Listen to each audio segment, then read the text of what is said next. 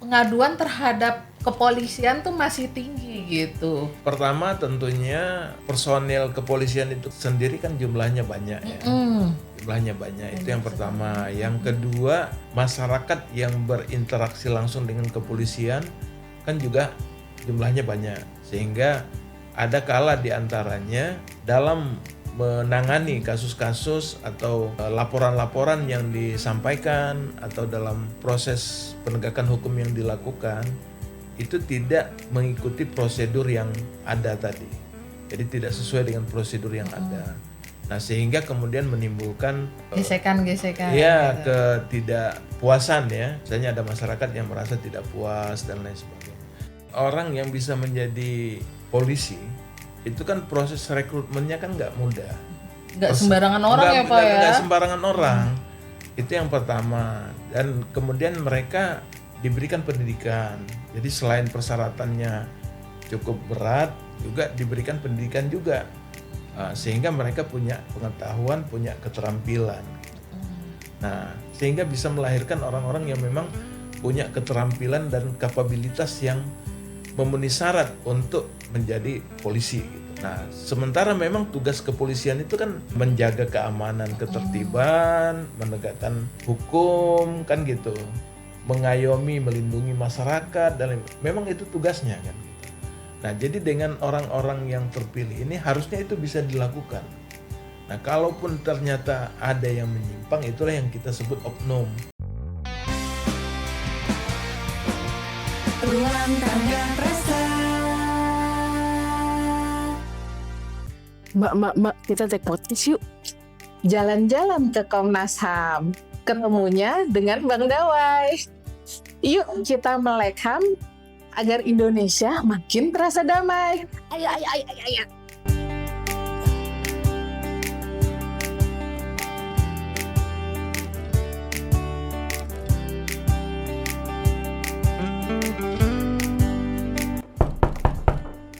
Masuk. Assalamualaikum Bang Dawai. Waalaikumsalam. Izin nih Bang, ada waktu nggak Bang kita mau ngobrol-ngobrol santai untuk podcast Ruang Tangga Prasa Komnas HAM nih Bang? Oke, siap. Boleh ya Bang, kita Ada akan waktu, ngobrol-ngobrol terkait iya. tugas dan fungsi kepolisian Indonesia nih Bang yang lagi hangat-hangatnya Wih, dibicarakan mantap, ya. saat ini. Siap, oke. Nah, Happy Humans, jumpa lagi nih dengan Rati di podcast Ruang Tangga Prasa. Kali ini kita sudah memasuki sesi 6. Nah, di sebelah saya pasti Happy Humans sudah pada kenal salah satu komisioner Komnas HAM, lebih tepatnya Komisioner Pendidikan dan Penyuluhan Komnas HAM, yaitu Bang Abdul Haris Semendawai atau yang biasa kita sapa Bang Dawai. Gimana? Sehat Bang Dawai? Alhamdulillah, Mbak Rati. Sehat, Alhamdulillah ya. sehat. Dan kayaknya nih makin bercahaya, Oh, makin gitu. cerah, makin gloomy. Kok gloomy sih? Glowing. Makin glowing ya Happy Human semuanya. Setelah Lebaran ya. Iya, kayaknya aura-aura Lebarannya masih terpancarkan gitu loh. Nah, kali ini di podcast kali ini nih Bang Dawai kita akan ngobrol-ngobrol santai terkait tugas dan fungsi kepolisian Indonesia ya Bang ya. Ya, siap. Yang dimana di akhir-akhir ini tuh sepertinya banyak masyarakat kurang percaya nih atas kinerja kepolisian Indonesia, apalagi akhir-akhir ini banyak beberapa kasus bermunculan yang seperti es gabus kemarin itu ya Bang ya. Nah, kali ini kita akan ngobrol-ngobrol lebih lengkap lagi dengan Bang Dawai terkait human rights policing atau bagaimana dalam keseharian kegiatan operasional ataupun tugas dan fungsi kepolisian itu harus berlandaskan dengan hak asasi manusia itu yang seperti apa sih gitu ya Bang. Ya, siap. Nah, langsung aja kita dahulukan nih. Apa sih itu human rights policing Bang Dawai? Ya, jadi kita paham ya bahwa yang namanya polisi itu salah satu tugasnya adalah memang memberikan pelindungan terhadap hak asasi manusia. Ya. Yes. Jadi menghormati, melindungi, dan juga menegakkan hak asasi manusia.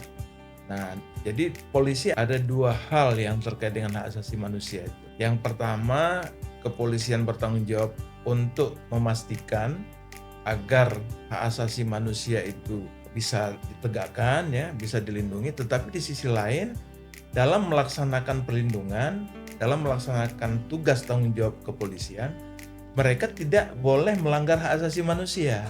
Nah, ini bukan tugas yang mudah, ya. Betul. Bukan tugas yang mudah. Yes, apalagi kan kepolisian emang secara praktikalnya di lapangan pasti selalu berhubungan juga dengan masyarakat. Iya. Gitu ya Bang. Jadi mereka kan misalnya ada masyarakat yang mengalami kekerasan, gitu ya, pembunuhan dan lain sebagainya.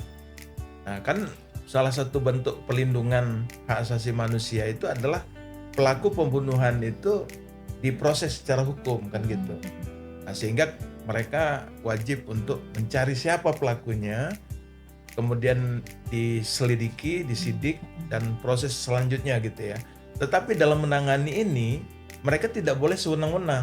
Jadi harus ada prosedur yang dilakukan dan tidak boleh melanggar hak asasi manusia. Antara lain misalnya azas praduga tak bersalah. Jadi mereka tidak bisa serta-merta tanpa ada dasar yang jelas tahu-tahu menangkap orang itu, kan nggak bisa.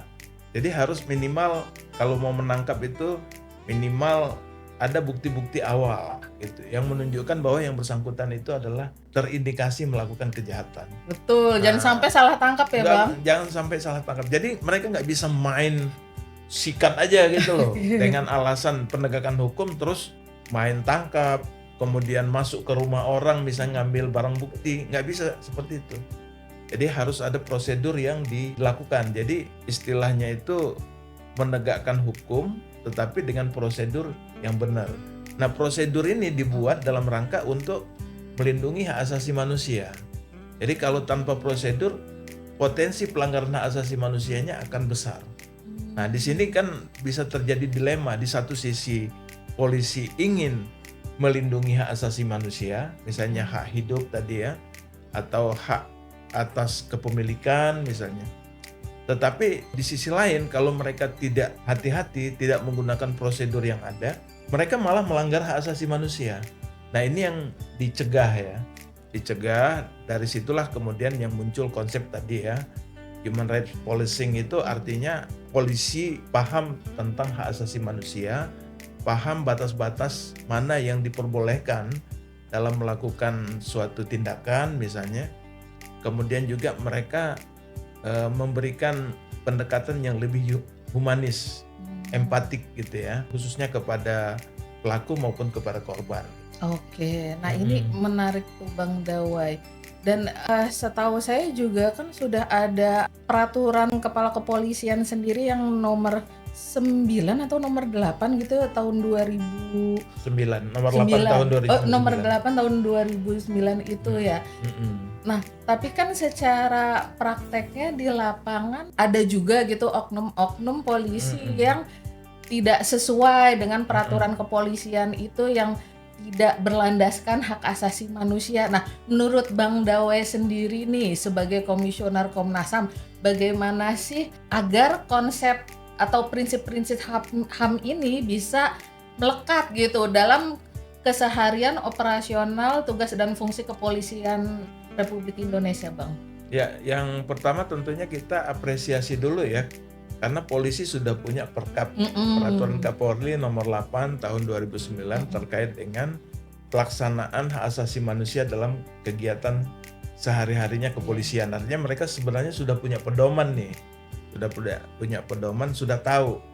Dan itu ruang lingkup perkap itu luas, jadi tidak hanya dalam hal proses penegakan hukum, tapi juga dalam hal menjaga keamanan, ketertiban, dan lain sebagainya. Itu kemudian mengendalikan massa yang berdemo misalnya, mereka harus mengikuti tadi perkap itu, peraturan Kapolri terkait dengan hak asasi manusia tadi.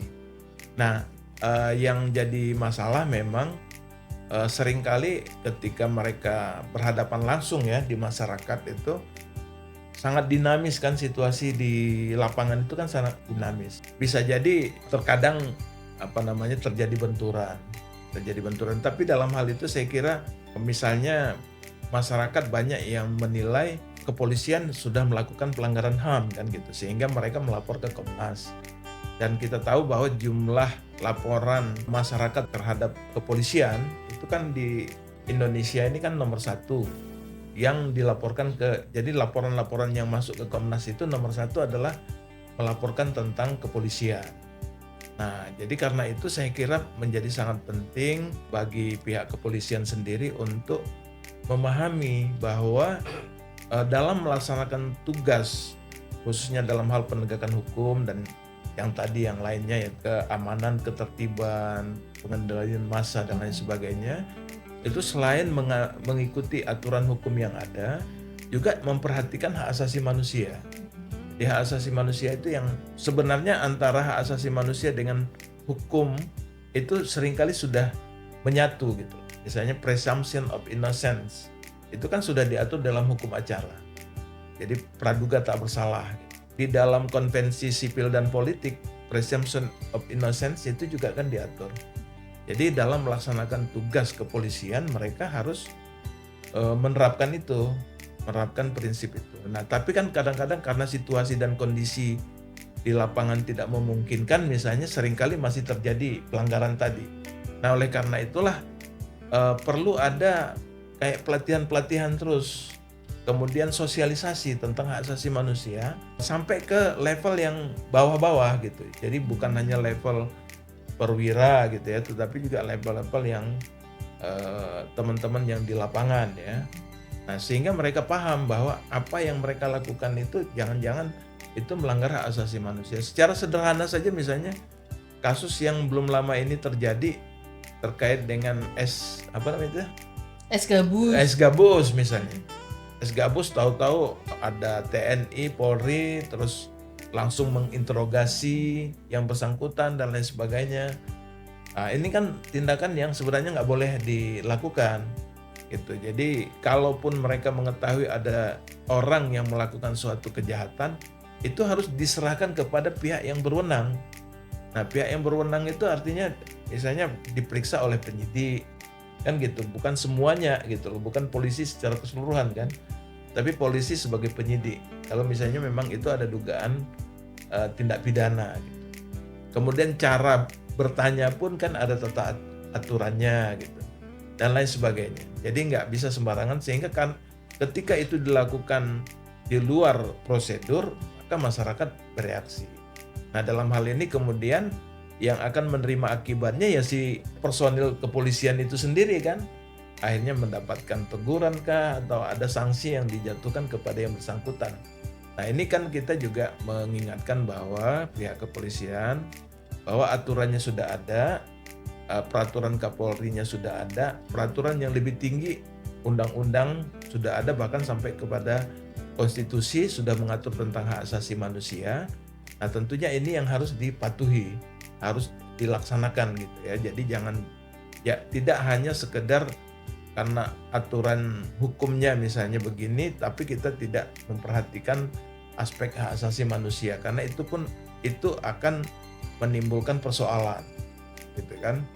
Nah, jadi dengan demikian maka pendidikan, pelatihan, sosialisasi tentang hak asasi manusia di dunia kepolisian itu sekarang masih diperlukan. Gitu. Dan kita sebagai Komnas HAM memiliki berbagai program kan untuk memberikan pemahaman tentang hak asasi manusia, keterampilan juga. Bahkan kita mencoba untuk misalnya dalam hal pendidikan penyuluhan ini membuat berbagai bentuk simulasi sehingga pendidikan yang kita berikan itu hampir sama dengan situasi real di lapangan. Jadi mereka tidak punya alasan bahwa ini kan cuma normatif misalnya. Tapi ada situasi tertentu yang memang kalau situasi seperti ini harusnya saya bertindaknya begini dan lain sebagainya. Sehingga tidak melanggar hak asasi manusia tadi. Heeh. Nah, iya benar. Salah satu upaya dari Komnas HAM sendiri untuk mensosialisasikan terkait hak asasi manusia. Komnas HAM punya program pelatihan TNI Polri ya Pak. Ada, Pelatihan yang diberikan kepada TNI dan juga kepolisian gitu. Mungkin Bapak bisa spill sendiri apa sih itu pelatihan Jadi TNI kita Polri? ada beberapa bentuk pelatihan ya. Ada pelatihan yang memang kita lakukan sendiri, dalam artian kita bekerja sama tentunya dengan pihak kepolisian untuk melakukan pelatihan terkait dengan pemahaman tentang hak asasi manusia. Biasanya nih kita kerjasamakan dengan Polda-Polda ya. Dan tahun lalu kita ada pelatihan dengan Polda Banten. Nah sebelumnya kita pelatihan dengan Polda Sulawesi Utara dan lain sebagainya. Nah di situ meskipun pesertanya masih terbatas ya, tetapi ini levelnya sudah perwira ya. Jadi pangkatnya sudah cukup tinggi mereka. Dan di sana kita ajarkan tentang apa sih hak asasi manusia, apa saja prinsip HAM, kemudian apa saja yang ada kaitan misalnya dengan tugas-tugas kepolisian. Hak asasi manusia yang terkait dengan tugas-tugas kepolisian, misalnya penggunaan kekerasan dan senjata api.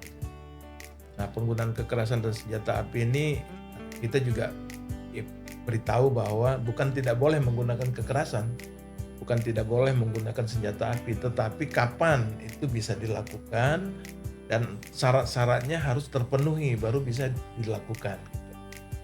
Nah itu jadi kita ada pelatihan seperti itu, termasuk juga ketika ada demonstrasi misalnya. Jadi hak atas kebebasan berpendapat dan berekspresi kan gitu. Kita juga beritahukan bahwa hak kebebasan berekspresi itu merupakan kebebasan dasar yang harus dihormati gitu. Tetapi kan tentunya ada batas-batasnya. Nah, misalnya ketika ada demonya sudah mulai beringas misalnya. Tindakan seperti apa yang harus mereka lakukan sehingga mereka tidak melanggar hak asasi manusia. Nah, jadi misalnya ada prinsip-prinsip misalnya dalam melakukan suatu tindakan itu harus jelas dasar hukumnya. Jadi tidak boleh kepolisian bertindak tanpa dasar hukum yang jelas.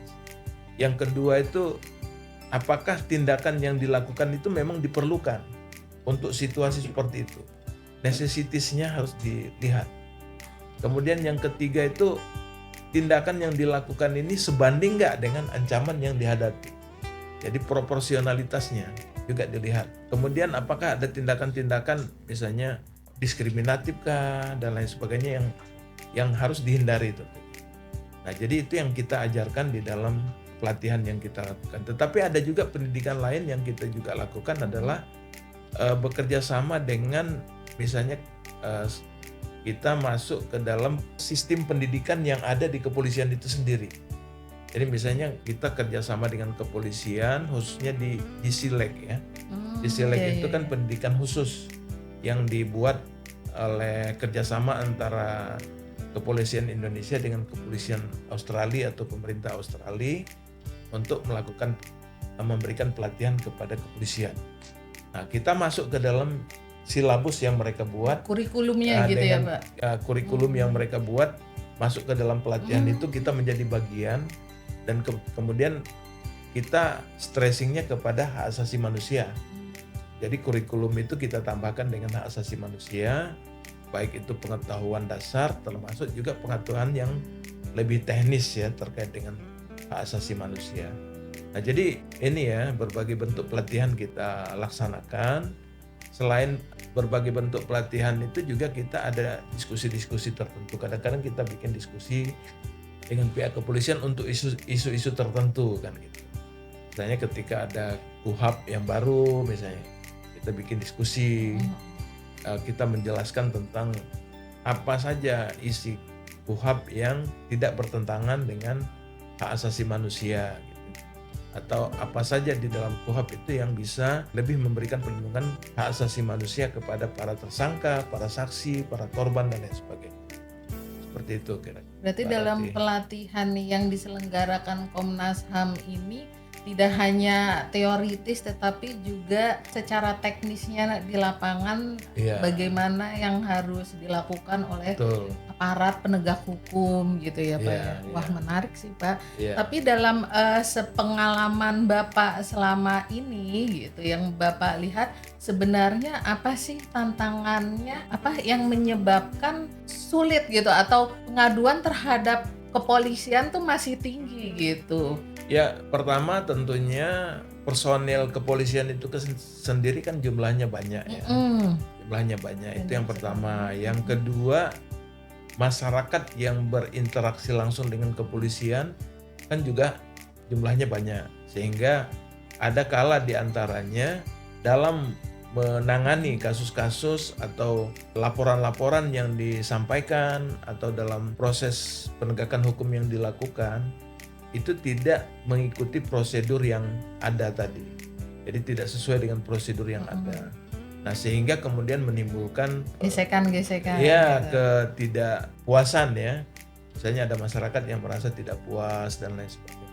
Tetapi ada juga kan memang masih ada praktik-praktik dalam beberapa kasus, praktik-praktik meminta uang misalnya memang ada kan. Nah, itu juga kan yang menimbulkan persoalan. Tetapi masalah seperti ini kuncinya adalah bagaimana penegakan hukum tadi dilakukan ya. Jadi kalau misalnya ada pihak kepolisian yang menyimpang dan melanggar prosedur, melanggar hukum pidana misalnya, proses hukumnya harus tetap dijalankan. Nah, sehingga itu bisa menjadi pembelajaran bagi polisi yang lain untuk tidak Melakukan hal tidak serupa. melakukan hal yang serupa. Dan meningkatkan kepercayaan Ya, publik ya Pak dan, tentunya. Ya, itu yang paling penting itu, public trust itu menjadi penting. Karena kalau tidak terbangun kepercayaan publik terhadap institusi, apapun yang dilakukan seringkali skeptis orang. Ini pura-pura lah dianggap, padahal mungkin sudah benar-benar dilakukan tapi masih dipertanyakan. Nah, jadi ini menjadi sangat penting untuk misalnya saya kira tindakan yang dilakukan terhadap oknum dengan memberikan sanksi yang tegas itu saya kira sangat penting yang perlu kita apresiasi karena itu kemudian bisa membedakan mana orang yang salah, mana orang yang benar, mana polisi yang benar, mana polisi yang salah. Kalau dia salah, dia diberi hukuman. Nah, ini masyarakat akan semakin percaya gitu. Dan kemudian juga apabila ada masyarakat yang merasa dirugikan atas tindakan dari kepolisian, pihak kepolisian sendiri kemudian meresponnya dengan positif, itu juga saya kira bagus gitu loh. Jangan sampai para pelapor ini malah mengalami intimidasi, malah mengalami serangan balik gitu kan.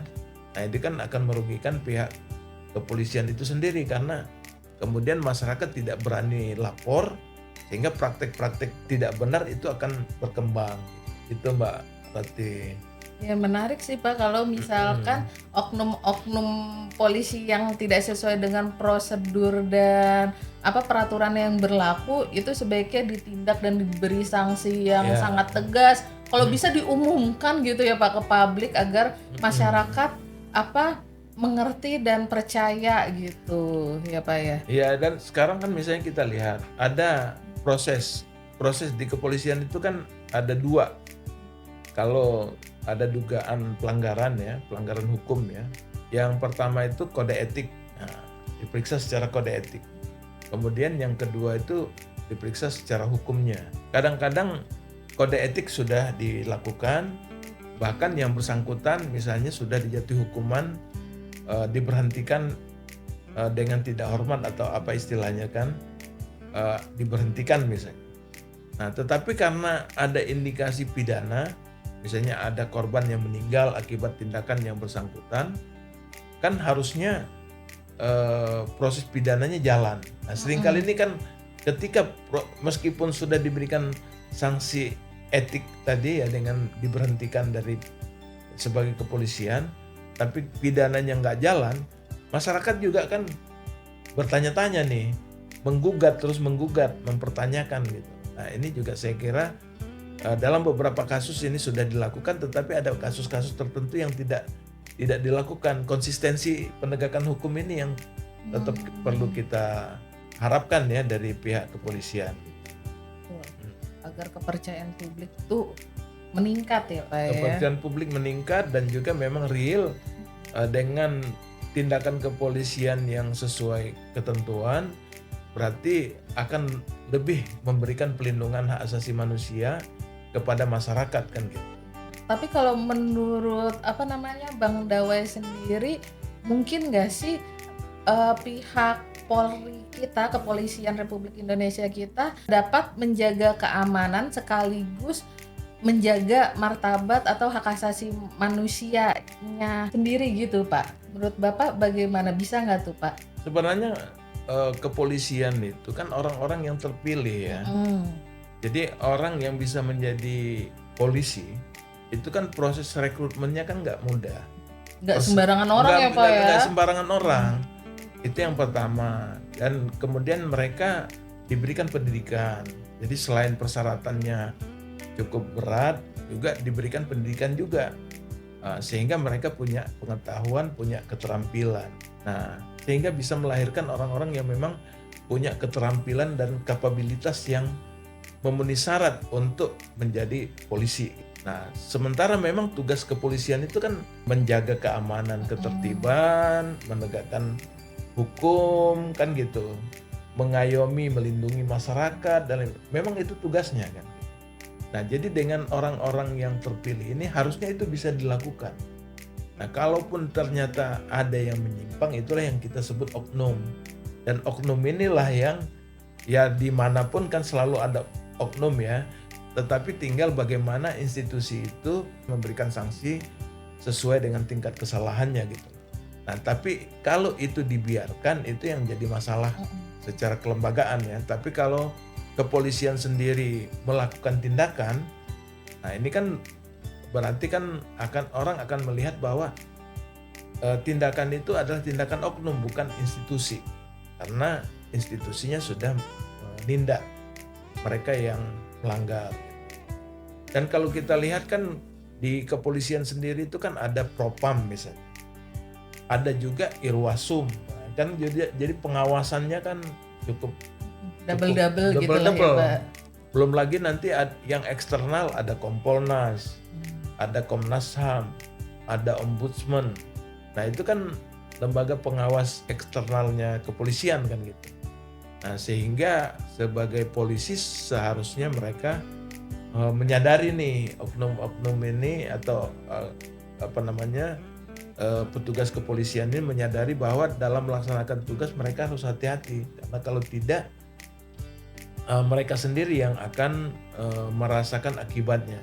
Dan kita sudah saksikan bersama bahwa banyak di antara petugas kepolisian itu yang kemudian diberhentikan sehingga karirnya kan berhenti. Bahkan tidak hanya diberhentikan sebagai kepolisian, banyak juga yang dipidana.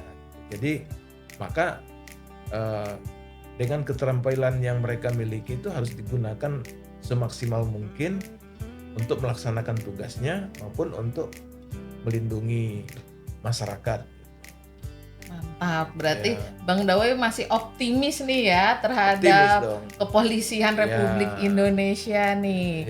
Nah, kalau begitu pesannya nih Bang Dawai untuk Happy Humans yang sedang mendengarkan podcast ini atau untuk aparat penegak hukum yang sedang menonton atau masyarakat lainnya yang sedang menonton, bagaimana gitu pesan Bang Dawai agar prinsip-prinsip hak asasi manusia tetap menjadi landasan dalam keseharian dalam melaksanakan tugas dan fungsi kita sehari-hari seperti itu.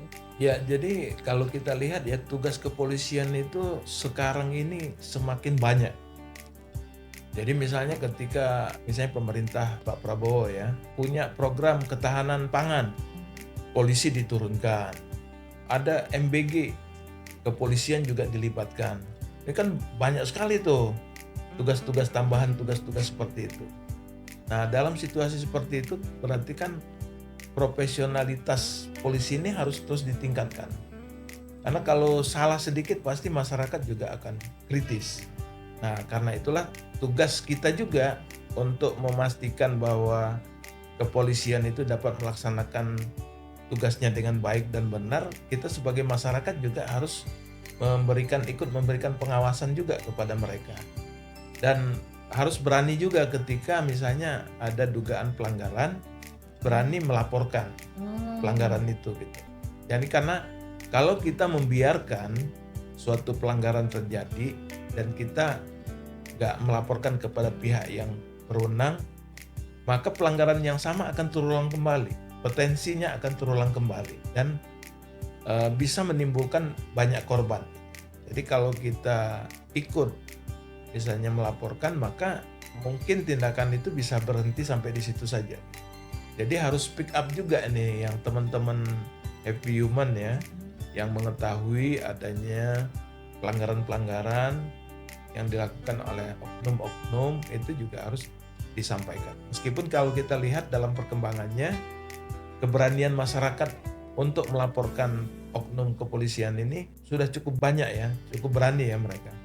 Misalnya yang pungli-pungli di jalan, misalnya kemudian di video, kemudian di share di YouTube, kemudian ada macam-macam tindakan-tindakan yang nggak benar itu di videokan. Tetapi kita juga kan teman-teman juga harus hati-hati. Kadang-kadang mereka dijadikan target balas dendam atau bahkan mengalami kriminalisasi. Nah, hal-hal ini juga yang penting untuk diperhatikan gitu ya.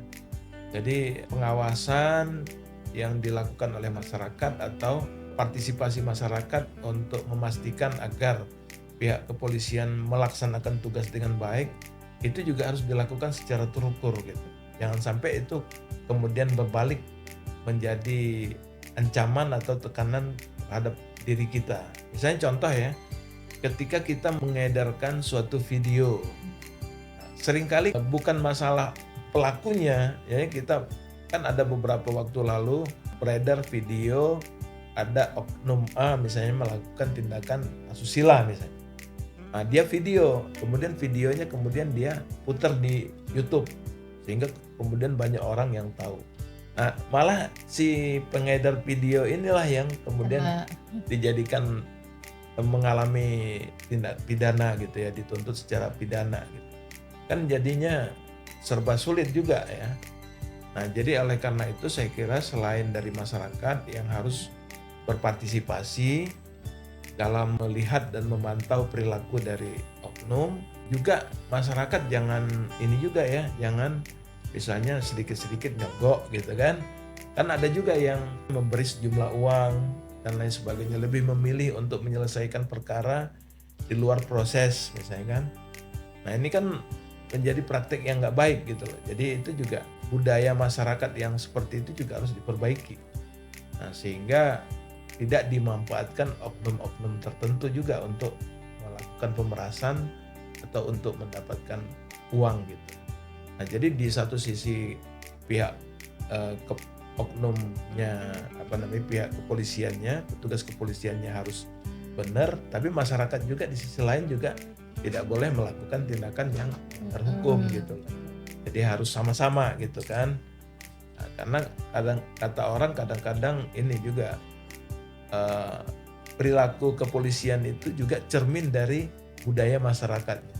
Jadi kalau budayanya masyarakatnya masih suka nyogok, ya kepolisiannya ya masih suka menerima ini kan sogokan atau korupsi dan lain sebagainya gitu.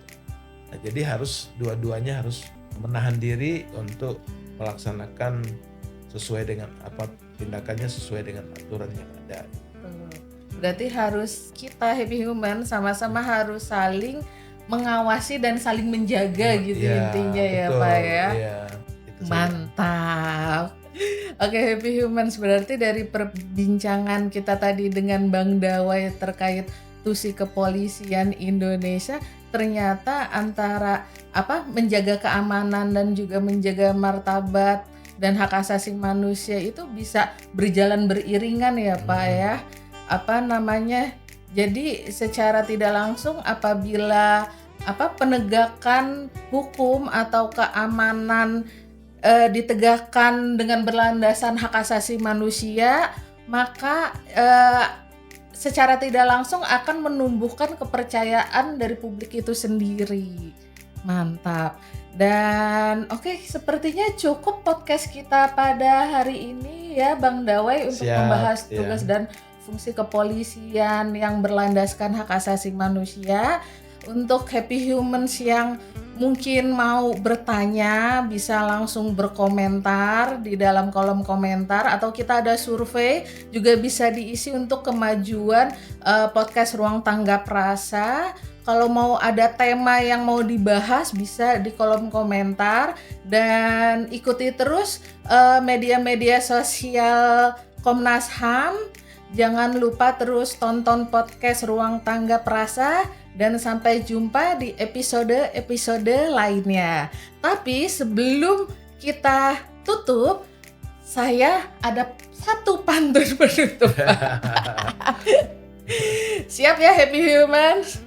Polri, Kepolisian Republik Indonesia. Cakep. Yuk mari kita jaga keamanan dan martabat manusia. Cakep. Oke, bye-bye Happy Human. Sampai jumpa di podcast-podcast Ruang Tanggap Rasa lainnya. Terima kasih banyak Bang Dawe. Sampai jumpa di podcast-podcast kita lainnya ya Bang. Siap. Bye-bye. Terima kasih.